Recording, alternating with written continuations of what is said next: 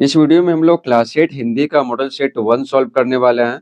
जैसा कि आपको पता है कि एग्जाम में मॉडल सेट से ही क्वेश्चन पूछे जाते हैं।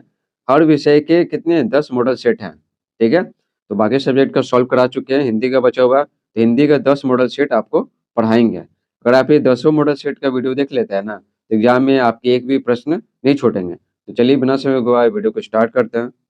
पहला है, दिए गए विकल्पों में सही उत्तर चुनकर सही का निशान लगाइए।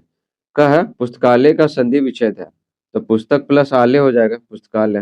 निम्नलिखित शब्दों में विशेषण चुनिए। विशेषण विशेषता बताता है, संज्ञा या सर्वनाम का, तो हो जाएगा लाल। बच्चे की दुआ कविता में कवि ने क्या संदेश दिया है? तो बच्चे की दुआ कविता में कवि ने संदेश दिया है क्या? नेक राह पर चलने का, तो हो जाएगा नेक राह पर चलना। कान देना मुहावरा का अर्थ है, तो कान देने का मतलब होता है ध्यान देना। आगे है पांचवा सवाल, झांसी की रानी कविता के रचयिता कौन है? तो झांसी की रानी कविता के रचयिता सुभद्रा कुमारी चौहान है। कौन है? सुभद्रा कुमारी चौहान। दूसरा देखिए, पाठ के आधार पर सही कथन के सामने सही तथा गलत कथन के सामने गलत का चिन्ह लगाइए। तो देखिए, शीर्षन कारीगर था, तो सही है। चिंता चिता समान होती है, ये भी सही है। संजू को डायरी लिखने की प्रेरणा दीदी से मिली, तो ये भी सही है। निराला को दीनबंधु कहा गया है, तो ये भी सही है। तीसरा सवाल है, स्तंभ क के शब्दों का मिलान स्तंभ ख में उनके अर्थों से कीजिए। स्तंभ क है यहाँ, स्तंभ ख यहाँ। देखिए, कंटक मिस होता है क्या? कांटा। सटीक मिस होता है उपयुक्त। अधर मिस होता है निचला होंठ को कहते हैं अधर। विलीन मिस होता है समाप्त। ठीक है, उन्नत मिस होता है ऊंचा। हो गया 3 समाप्त। चौथा देखिए, निम्नलिखित प्रश्नों के उत्तर एक या दो वाक्यों में दीजिए। एक या दो वाक्यों में। देखिए, कह कर्मवीर की क्या पहचान है? ठीक है, एक या दो वाक्य में देना है। तो क्या लिखेंगे उत्तर? कर्मवीर धुन के पक्के तथा लगन के सच्चे होते हैं। आरंभ करते हैं, उसे पूरा करके ही दम लेते हैं। तो दो वाक्य यहाँ से यहाँ समाप्त हो गया। ठीक है, बाकी लिखने की कोई जरूरत नहीं है, यहाँ बोला गया एक या दो वाक्यों में। ख है, गांव के किसान सिरचन को क्या समझते थे? तो देखिए उत्तर लिखेंगे, गांव के किसान सिरचन को कामजोर बेगार समझते थे। सिरचन ग्रामीण कलाकार है और आज वह जीविकोपार्जन के लिए मजदूरी करने को लाचार हो गया। तो दो वाक्य हो गया, तो यहाँ से यहाँ लेकर यहाँ तक आंसर लिख देंगे। आगे देखिए, लिखित प्रश्न का उत्तर 100 शब्दों में दीजिए।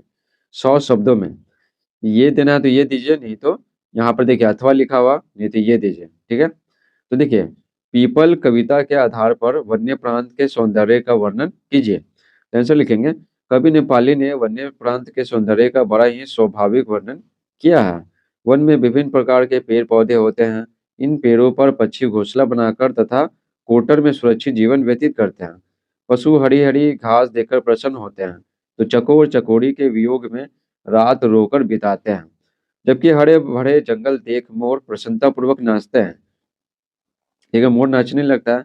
लताएं इस प्रकार एक दूसरे से गुथ जाती हैं कि लगता है जैसे दोनों प्रेम पास में चिरकाल के लिए बंध गए हों। ठीक है, नदी तथा झरने अपनी कलकल छलछल की आवाज से वातावरण को मधुमेह बना देती है।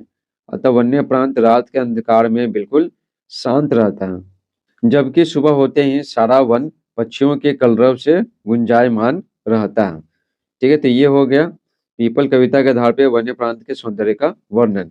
अब देखिए, बच्चे की दुआ कविता में कवि किन किन चीजों को चाह रख रहा है? तो उत्तर लिखेंगे, बच्चे की दुआ कविता में कवि चाहता है कि प्रभु बच्चों को बुरे मार्ग पर बढ़ने की प्रवृत्ति न दे, क्योंकि वे अच्छा इंसान बनकर एक नया समाज बनाने के अभिलाषी हैं। ठीक है, वे एक इंसान होने का आशीर्वाद प्रभु से पाने की प्रार्थना करते हैं। ठीक है, तो ये हो गया मॉडल सेट 1 समाप्त। मॉडल सेट 2 का वीडियो देखने के लिए कमेंट बॉक्स में लिंक दिया हुआ है, वहां से जाके आप देख सकते हैं। Thanks for watching.